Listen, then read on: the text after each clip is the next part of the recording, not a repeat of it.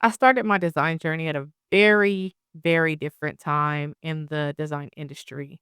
It was the early 2000s, and I was 16 years old. And so all I knew was that I liked Photoshop, I liked creating, I liked designing. And my mom said, "There's this career out there called graphic design. You should try it."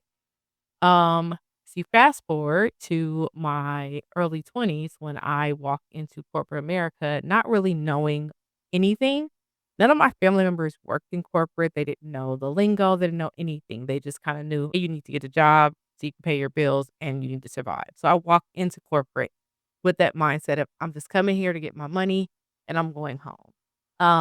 And I ran into some really, really cool individuals that worked there. There were some black women that, they were growing their career as well. And they put me to the side and they said, "You're really talented and you should really take the talents that you have to the next level." And so, in having that conversation, because no one had that conversation with me at home, and I was working at church doing volunteer work and kind of allowing my design ability to kind of, grow there. After meeting these women and they poured into me, I decided, okay, I'm going to take my career to the next level and I'm going to try to grow my career when it comes to design. Well, nobody told me because I took the freelance route and I wasn't in school just because survival was the thing and I had to take care of myself and school was not a priority for me at that time. Is that one, when you walk into a corporate space, a lot of times their design is being done by agencies. They're being done by these large companies that have these large contracts. And so going into the world of, I want to do design for this large company, it had to be done a different way. Fast forward to later on in my career, I was able to utilize my graphic design skills in a communications space for the company. But the main thing is that, I was told getting a degree is going to get you where you want to go. Getting a bachelor's degree, getting a master's degree is ultimately going to take you where you want to go. And so I had this whole plan laid out for myself because I just knew getting the degree was going to take me where it needed to go. It did not take me where I felt like I needed to go. It's a great addition to my, creative arsenal. It's a great piece of paper that I can say I have a master's degree and a graphic design degree. And now I teach for a living and I'm able to use my master's degree to make a difference when it comes to young people's lives. But this whole idea of you do things the way they tell you to do it and you go to school, you get the degree, master all the things, you really grow yourself when it comes to the design aspect of the world and you learn all of the Adobe tools and you learn all of the different tools that are supposed to make you marketable in the design world and in your field. And then you get in your field and everything that you felt like you needed to learn, you don't use it or it's not necessary or at that time, it's not a priority that we hire someone with all these skills and tools, or in my case, it makes gives you a target on your back because you're a black girl and you're talented and people feel like you need to stay in your place when really you're just trying to help and figure out how to get to where it is that you wanna go. And the reality is the way that our parents grew up where they told us, "You go to school, you get your degree, you get your dream job, you retire, you get a pension, and then you can, sail off into the sunset because now you've retired with all this money." That's not happening.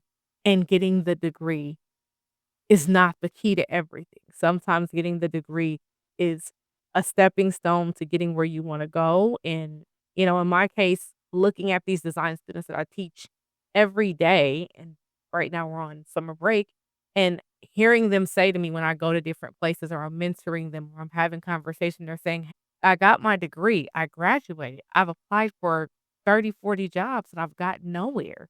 No one's calling me back, or when I get into a conversation or get into a room, what is it that I'm supposed to say? And I'm, an advocate for our students and an advocate for the people in our industry and the fact that AI is running rampant in these streets. And on top of it running rampant in these streets, we have kind of a crisis with, being told this is what you do and you go and you get the graphic design degree and then everything is supposed to be better and it's not. And I've been fortunate to where I've been able to navigate and really use my good degrees to do other things, but what they told us did not work. And the way that it kind of was supposed to be laid out on the silver platter for us was not the case. And, you know, I've gotten past that and I've navigated my career a different way, and I've utilized the things that I've gone through to really pour into students, and the educational bug bit me and bit me hard, and so now I'm an advocate for our students that are going to school and they're really trying to navigate their career. But I really feel like at times the degree is not an asset, it's really a liability because as a Black woman trying to break these glass ceilings and figure out what the next move is, you kinda get shunned for being overqualified. I remember walking into a room with my master's degree and having a conversation with a hiring leader and being told, "We're not gonna hire you, not because you're not qualified, because you're overqualified. We don't want you in this role." And I'm thinking, "Oh, okay. So it's not that I don't have the talent. It's not that I don't have the skills. It's not that I don't have what you all want me to have. Ultimately, I'm too qualified to be in this role or overqualified to be in this role," as you said. And it has nothing to do with the things that everyone told me I needed to do. And so I sit here as a, professor and creative director and doing all of the things in my professional life and taking on all the hats and taking on all the projects. But I sit with this thought of when they told us that this is what we're supposed to do and this is what was going to make us more successful. Did anybody think about now 2026 and where we are as a world, where we are with AI, where we are in the design industry, where we are when it comes to people using Canva and outsourcing and Fiverr and all of these things. And so, as our design instructors were telling us, make sure you get a printout copy of your portfolio and make sure you do this and make sure you do that. Nobody saw this coming and no one prepared us for what this looks like. And so, that's where my thought comes in is that sometimes your degree is a liability and it's not an asset. But because if it's not an asset, what's the asset that you carry? Is it the fact that you have the creative ability to see things from a different perspective and have a different voice in the room?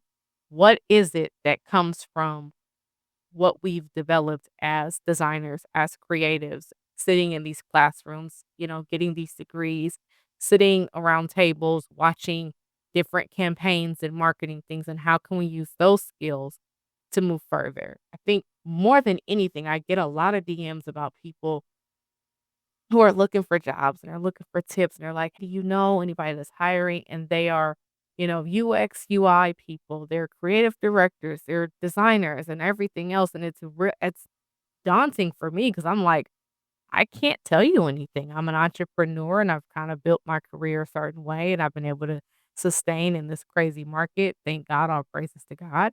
At the same time, I don't think anybody prepared us for where we are in the design industry at all. And sometimes I wonder, what do we do with all these talents and skills if there are no jobs available?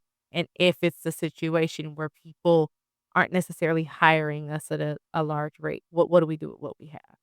So until next time.